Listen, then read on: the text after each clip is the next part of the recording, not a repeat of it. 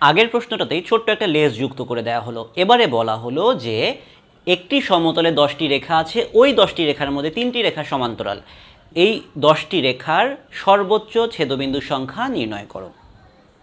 তাহলে প্রথমে আমরা কি চিন্তা করব যে এখানে যে 10টি রেখা ছিল তার মধ্যে 1টা 2টা 3টা রেখা হচ্ছে এরকম সমান্তরাল, তারা নিজেদের মধ্যে ইন্টারসেকশন করবে না। এছাড়াও ইন টোটাল সব মিলে 10টা রেখা আছে, 4 5 6 7 8 9 10, এরকম 10টা রেখা আছে। এই 10টা রেখার মধ্যে 3টা সমান্তরাল আর বাকিগুলা সমান্তরাল না। তাহলে ব্যাপারটা কি দাঁড়াচ্ছে, যদি এই 3টা রেখা সমান্তরাল না হইতো তাহলে ছেদবিন্দুর সংখ্যা কত হতো?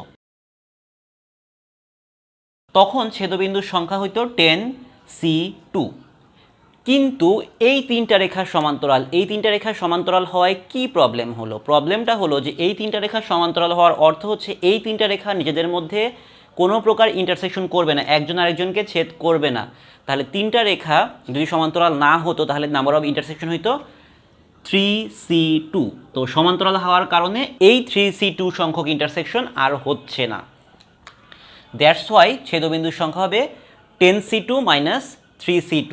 মোট যেটা সর্বোচ্চ ছেদবিন্দুর সংখ্যা হতে পারত সেখান থেকে আমরা, যেহেতু এই 3টা সমান্তরাল, সো এদের ছেদবিন্দুর সংখ্যা যেটা হইতো 3C2 সেটা আমরা বাদ দিয়ে দিলাম, কারণ সমান্তরাল হওয়ার কারণে এরা আর একজন আরেকজনকে ছেদ করছে না।